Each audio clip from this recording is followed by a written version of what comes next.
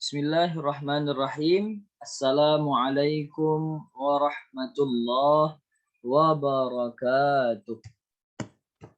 Alhamdulillah. Alhamdulillahi rabbil alamin. Wassalatu wassalamu ala asyrafil anbiya'i wal mursalin wa ala alihi wa ashabihi ajma'in.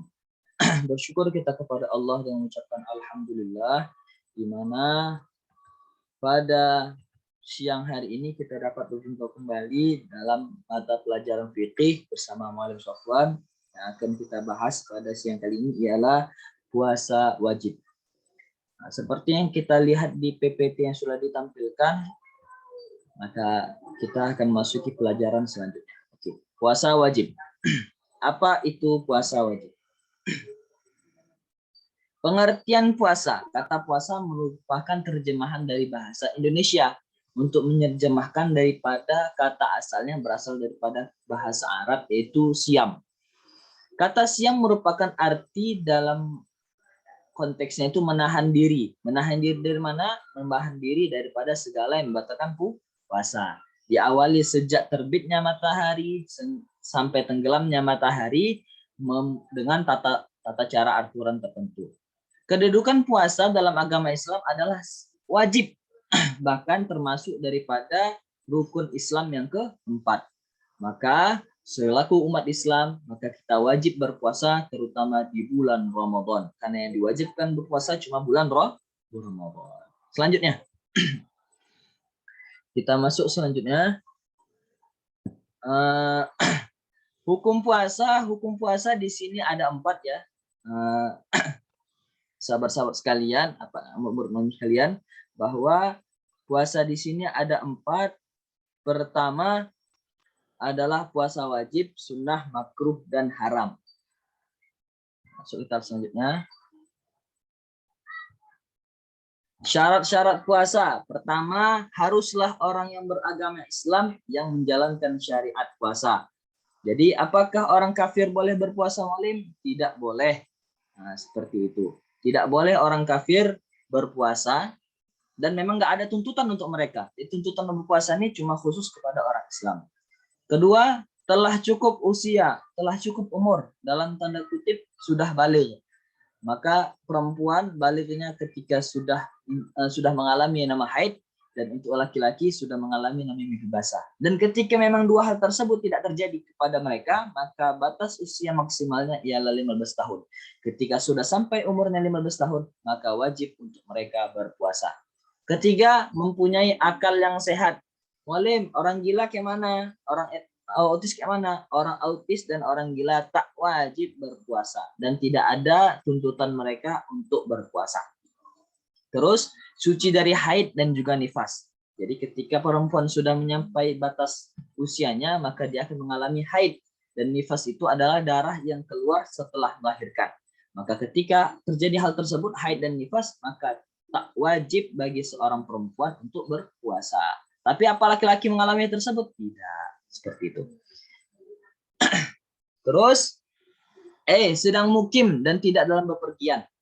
Tidak diwajibkan seorang berpuasa, tapi juga tidak dilarang mereka berpuasa ketika mereka dalam keadaan musafir, dalam keadaan berpergian. Maka hal tersebut tidak wajib bagi mereka. Tapi apakah boleh? Boleh. Terus sanggup melaksanakan puasa. Muallim, ada nenek kami di rumah, ada kakek kami di rumah, tak sanggup lagi dia berpuasa, Muallim. Asal berpuasa letih pingsan dia, Muallim. Apakah wajib bagi mereka untuk berpuasa? Tidak. Nah, tidak wajib, seperti itu. Apa syarat? Apa beda syarat sama rukun? Syarat adalah segala sesuatu yang dilakukan sebelum rukun. Sedangkan rukun adalah tata tertib dalam melakukan ibadah. Kalau syarat sholat apa? Suci badan, pakaian, dan tempat. Sedangkan rukun sholat ialah berniat bersama takbiratul ihram, angkat takbiratul ihram, baca Fatihah, dan sampai salam. Seperti itu. Jadi kita harus pahami dulu ya anak-anak ya.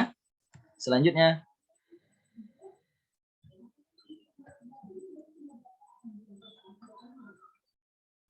Oke, selanjutnya rukun puasa. Nah, tadi sudah melakukan syaratnya di rukun, masuk ke dalam puasanya. Pertama, niat di dalam hati. Niat berarti sengaja di dalam hati untuk menjalankan puasa.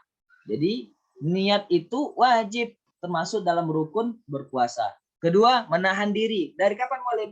Dari terbitnya matahari sampai tenggelamnya matahari, daripada menahan diri daripada segala yang membatalkan puasa.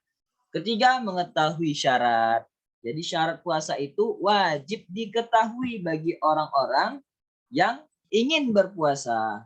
Seperti itu. Selanjutnya, hal-hal yang membatalkan puasa. Nah, ini sudah tercantum di sini. Pertama apa Mu'alim? Jelaslah puasa itu menahan. Menahan apa? Dari makan dan minum dan membatalkan puasa. Pertama, pastilah yang membatalkan puasa itu ialah makan dan minum. Baik dengan sengaja. Kalau tak sengaja Mu'alim, ditengok kadarnya. Tak sengaja bagaimana ini? Atau lupa Mu'alim? Lupa dimaafkan. Segala sesuatu kalau lupa dimaafkan. Tak ada hukum di situ.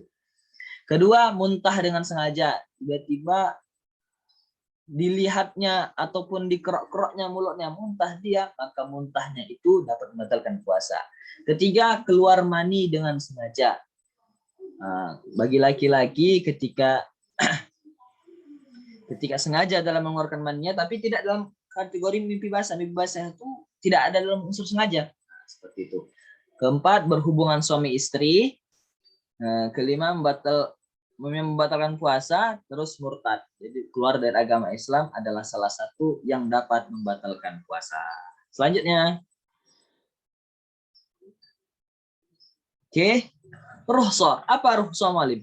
Rukhsah adalah suatu keringanan yang diperoleh bagi seseorang ketika berpuasa. Apa-apa ya rukhsah Mu'alim? Pertama, orang musafir. Orang musafir mendapatkan rukhsah boleh tidak berpuasa dalam aspek-aspek tertentu. Ketika ia dalam perjalanan yang dirasakan perjalanan yang meletihkan, maka tidak wajib bagi diberikan keringanan untuknya untuk tidak berpuasa. Kedua, orang yang sedang sakit, diberikan keringanan juga untuk tidak berpuasa. Orang hamil dan menyusui diberikan keringanan untuk tidak berpuasa, dan orang yang sudah tua renta. Maka keempat orang ini diberikan keringanan untuk tidak berpuasa, tapi wajib untuk menggantikannya. Seperti itu, sahabat-sahabat ataupun murid-murid Mu'alim yang Mu'alim sayangi. Jadi, sudah sampai kita kepada akhir daripada pembahasan. Syukron, semangat untuk anak Mu'alim. Kira-kira daripada pembahasan yang disampaikan tadi, kira-kira ada yang mau ditanyakan? Kalau ada yang mau ditanyakan, dipersilakan. Anak-anak Mu'alim, ada yang mau ditanyakan? Apakah sudah pas? Atau bagaimana? Oke ya. Mu'alim merasa sudah pas ya, sudah paham semua.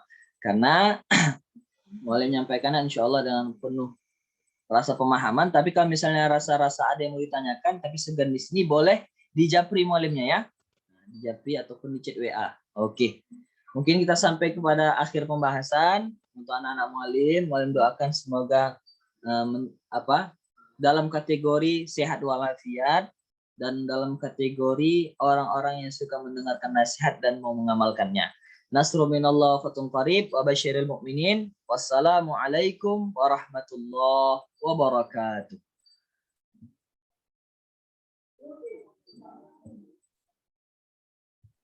Waalaikumsalam warahmatullahi wabarakatuh.